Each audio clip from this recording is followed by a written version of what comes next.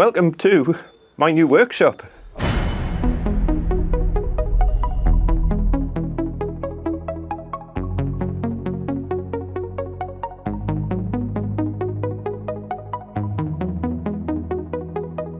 Hiya folks, welcome back to the channel. It's not technically a workshop, it's going to temporarily be a workshop while I'm working on the house because it'll give us somewhere to actually work and not disturb people. And but this is going to become YouTube HQ. This is going to be where I'll be doing all my editing and everything. It's going to be completely soundproofed, or more or less completely soundproofed. I've got a nice view out of this window while I'm working, and I can just get on and do recording and stuff and be able to just shut myself in here and work, which is great. Before I start, I'm going to give it a quick sweep out because I've got loads to get on with and I don't want to be tripping over piles of rubbish everywhere. So we'll get that done and then I'll give you the grand tour and explain all of this.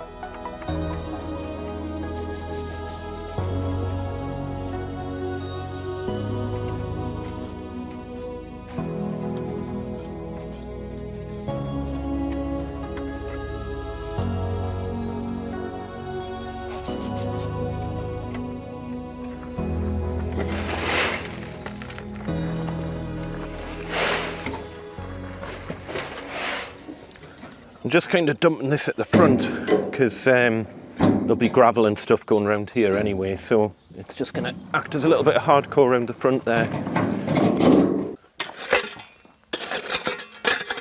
Damp's up here, so I'm just going to do a thin layer of gravel just to go probably within 100 mil of damp or thereabouts, but yeah.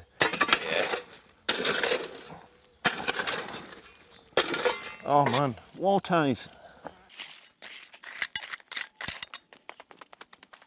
So just to give you a bit of background and also to let you know as well, you're not going to see a big reveal on this video. You'll need to subscribe if you want to see what this is going to end up looking like. But as you'll be aware, if you've followed this series from the very beginning, one of the things that we wanted to build in the garden was a kind of home office come studio room where I can do recording, and it'll be kind of more or less completely soundproofed, which is why we've gone for the concrete option. And plus there's building reg sides of things where it has to be concrete, or where it has to be non-combustible within, if it's less than a metre from the boundary, I think. I can't remember, but anyway, it needs to be non-combustible for building regs anyway. But this is all built into permitted development. We've got the 2.5 metre rule to consider, which has been a real challenge. We've had various builder issues. I'm not going to get into that on this video because, well, you know, they've been dismissed from the job. Everyone has bad jobs. I'm not going to name and shame or anything like that, but yeah, many things. I mean, for example, what's going on with the bond there? No stretcher all the way up from this course onwards. We've got, like, as I say, there, all the way right up to the very to the briquettes at the top, which, you know, it's probably not going to fall down, but at the same time it's a little bit dodgy. Many other things. As I say, I'm not going to go into it, but the major contributing factor here, or the major thing to consider, is the whole 2.5 metre rule thing for permitted development. And with going for a concrete base, which is needed for soundproofing, and the concrete walls, which is needed for soundproofing, it does make things a little bit awkward. Oh, and before I forget as well, I am no expert on building garden rooms or anything. If you want to follow a couple of channels that go into this in amazing detail, check out Ali Dimmock's channel. He's done an amazing series of videos about building a garden room. And check out Oakwood Garden Rooms, Liam on Oakwood Garden Rooms. Honestly, everything that you ever want to know about building garden rooms is on that channel. Absolutely amazing. And also, I think it's Steve Roofer, who goes into a lot of stuff about like cold roofs, warm roofs, roof design, ventilation and things. So I'm really going to try and incorporate a lot of stuff that I've learned off those 3 channels into the design of this.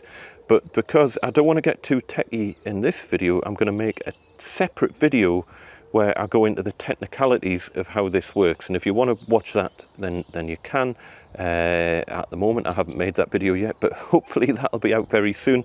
It'll be on this channel, it'll be on the public channel, but I'm going to split it into This video, which will be kind of just me making a start, I need to get the wall plates in and things, get the roof done, and then there'll be a separate techie video where I go into why I'm doing things in a certain way. Just so you're aware, damp is, you can just about see, let me show you close up. Damp is there, so that's the height of the damp proof course, and that is also floor level height. So I'll be bringing the ground up here, not all the way to there, and then the whole thing will obviously be clad. It'll look amazing once it's all done, but it's going to be a little while before you see it finished. One of the things on this channel is that you're not going to get big reveals straight away. I'm more wanting you to get an appreciation of how long it takes to do a lot of these projects, especially if you're doing them yourself. If you pay a company to do this, you know they'll have it done in a couple of weeks. It's amazing how quickly these get built, especially if it's timber framed. A bit of a bigger job since this is obviously a more substantial structure, but even so, it took 2 weeks to get the blockwork up, basically.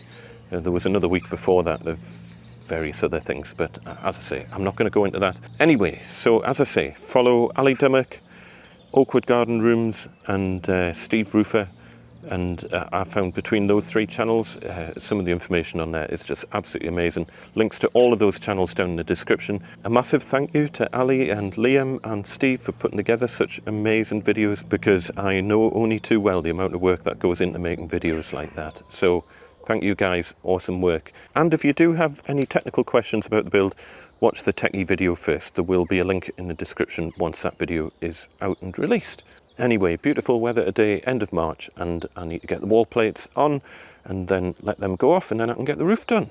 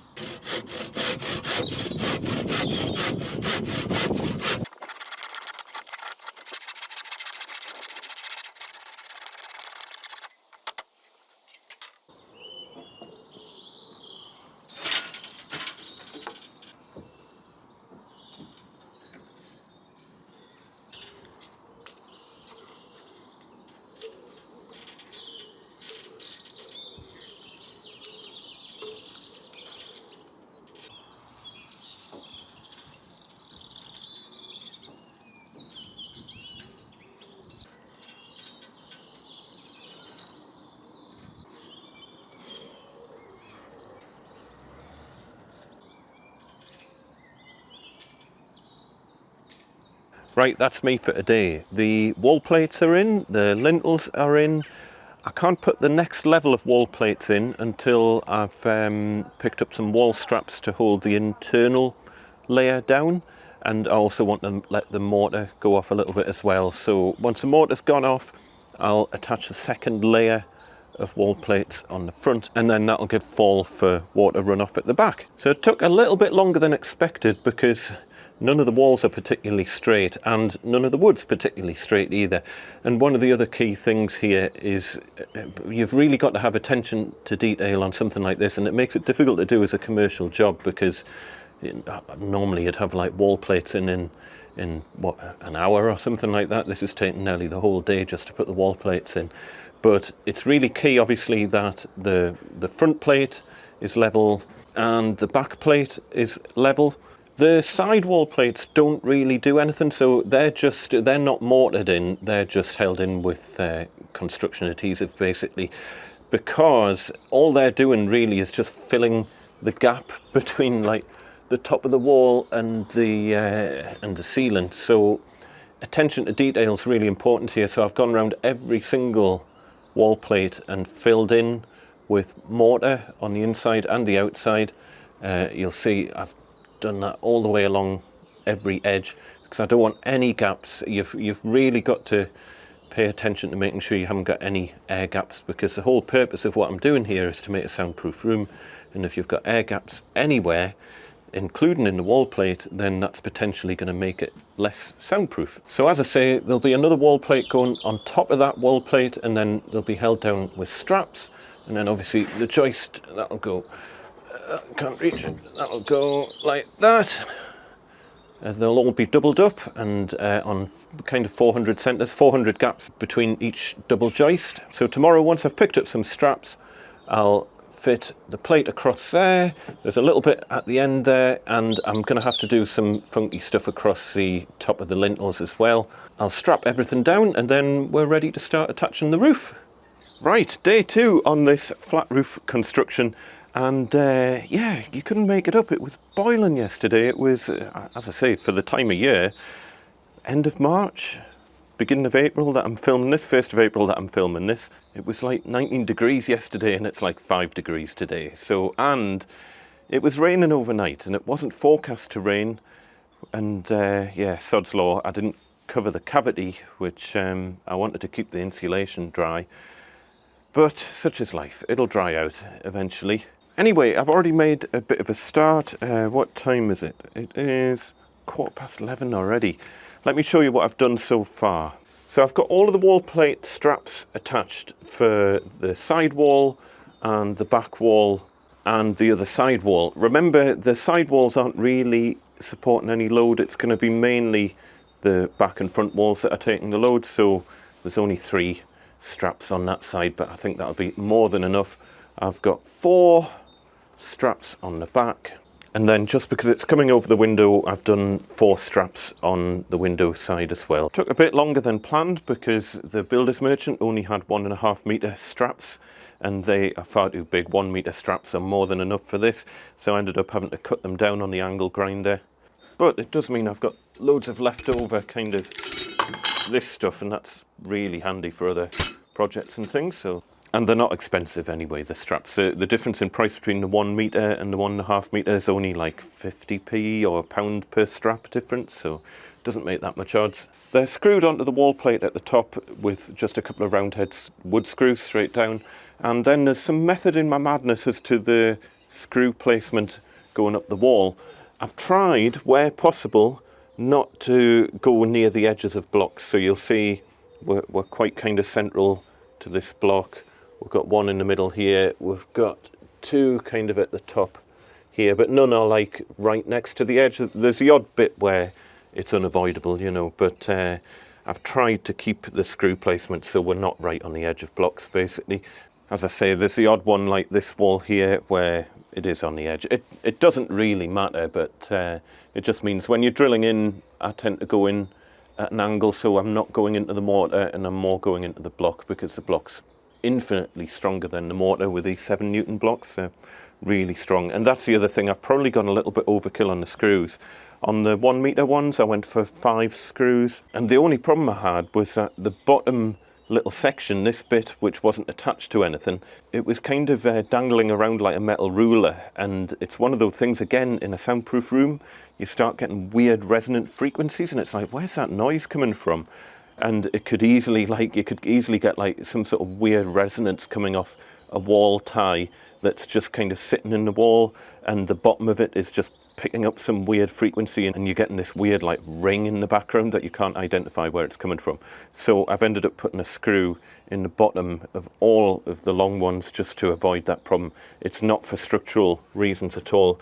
I mean, again, it's because the wall's not like perfectly flat, so with a screw there, this bit was just kind of sticking out, and you don't want situations where you've got weird resonances building up inside the wall. Obviously there'll be paneling or whatever on top of this, so you'd never really know where the resonance is coming from.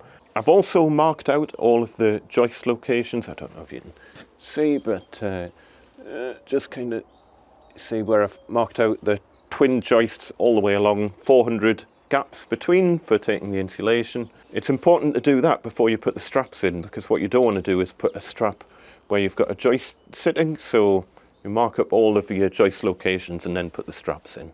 So you join me now, and I need to make the wall plates for going across this front section, and it's going to have to do a bit of jiggery pokery over the concrete lintels.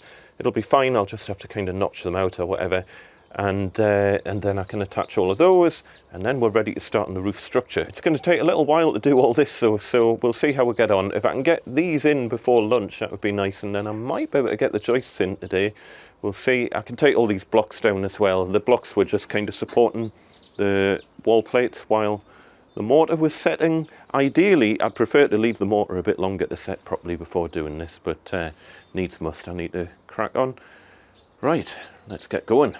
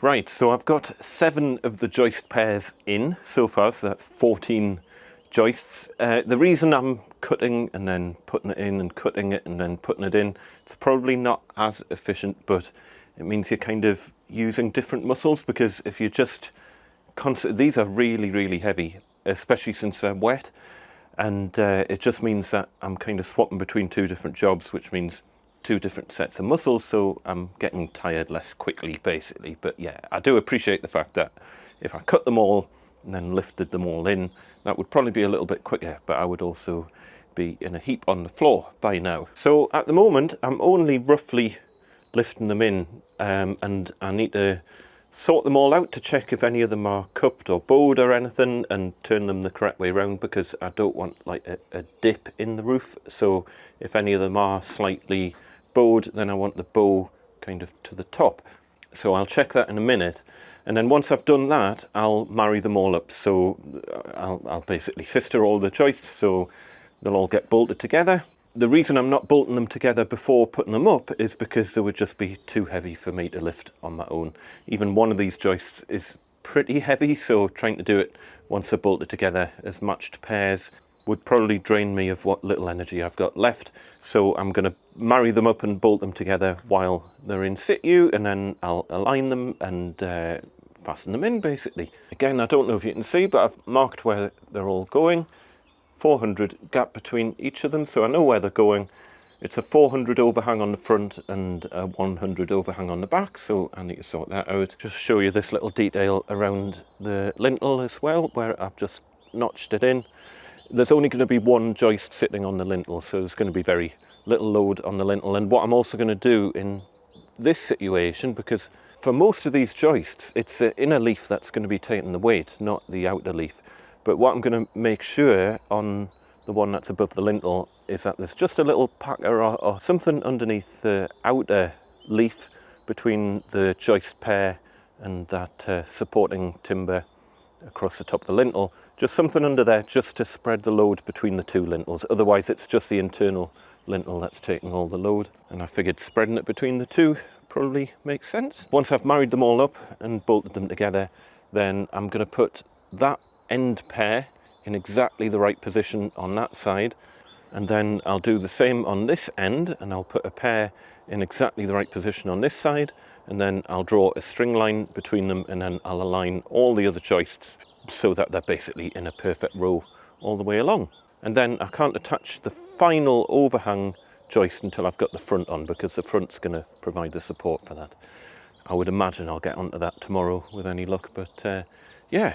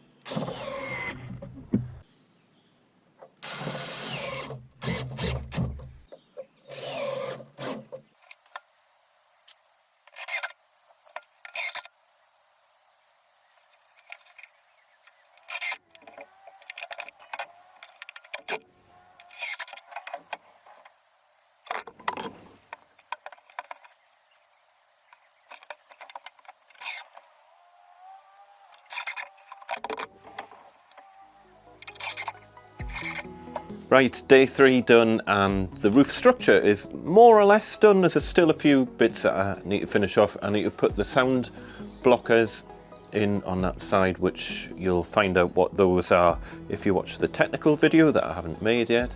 And so do subscribe and you'll see that on this channel. It'll be the next video coming out.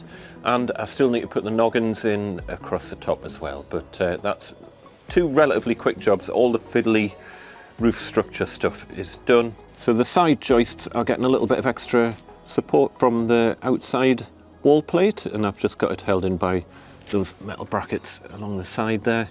You can kind of see what I've done around the lintel as well. Again, absolutely solid. You can see from the outside the brackets holding the noggins for the side joists, and that is more than enough work for a bank holiday Friday. Please don't judge, by the way, because it's not going to look like this. It's going to look awesome once it's all finished and clad, and you'll not even know that it's made out of concrete blocks. By the way, when I was stuffing the insulation down the cavity right at the start, I've absolutely killed my lungs. I should have worn a mask for that. I thought I could get away with it being outside, but bad move. I've had a bad throat all day, so yeah. Wear a mask, folks, for stuff like that. Oh, a massive thank you as well to Andrew, the structural engineer, who very kindly ran through the numbers for the joists, for the roof joists, and just checked that everything that I was doing was in order. Awesome work, absolute lifesaver. Thank you so much for that, Andrew. And as I say, please don't view this as some sort of definitive guide as to how to build a soundproof garden room. It's just my take on how to do it, and as I say, follow those other channels for much better information than I'll give you about building garden rooms. But hopefully I've covered off some things that you might not be able to find elsewhere. So don't forget to hit subscribe, and you can follow this series along, and we'll see how soundproof it actually is by the time it's finished. Take care, guys. I shall see you next time. Tatty bye.